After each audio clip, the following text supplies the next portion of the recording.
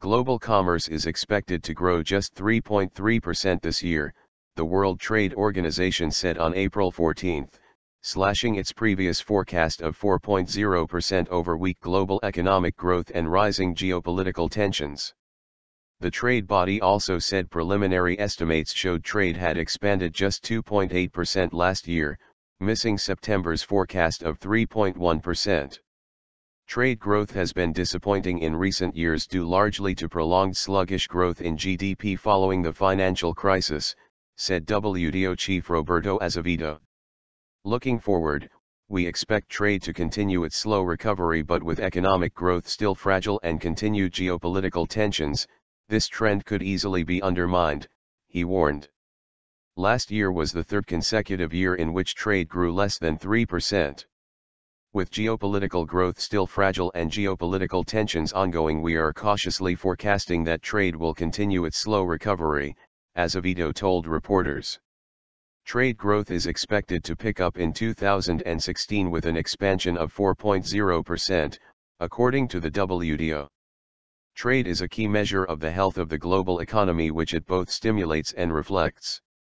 But Azevedo warned on April 14 that a systemic shift might be underway and that trade expansion would no longer far outstrip overall economic growth as it had largely been doing for decades. WTO pointed out that the 2.8% rise in world trade in 2014 barely exceeded the increase in world GDP for the year, and forecasts for trade growth in 2015 and 2016 only surpass expected output growth by a small margin.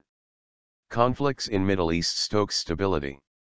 Azevedo said that the 2015 forecast was based on an assumption that global GDP would expand by nearly 3.0%, while the 2016 forecast depended on economic growth reaching over 3%. The International Monetary Fund was expected to publish its latest global output outlook later on April 14. A year ago, the WTO was singing a different tune. Last April, it had forecast that trade would expand 4.6% in 2014 and 5.8% this year. But it downgraded those predictions in September. Conflict in the Middle East also stoked regional instability, as did an outbreak of Ebola hemorrhagic fever in West Africa, WTO said on April 14, also pointing to unusually harsh winter weather in the United States and collapsing world oil prices. Strong exchange rate fluctuations had also had a negative impact. All of these things have effects, and, sometimes destabilizing effects, Azevedo said. For trade growth, it is important that you have certain elements present in the global economy.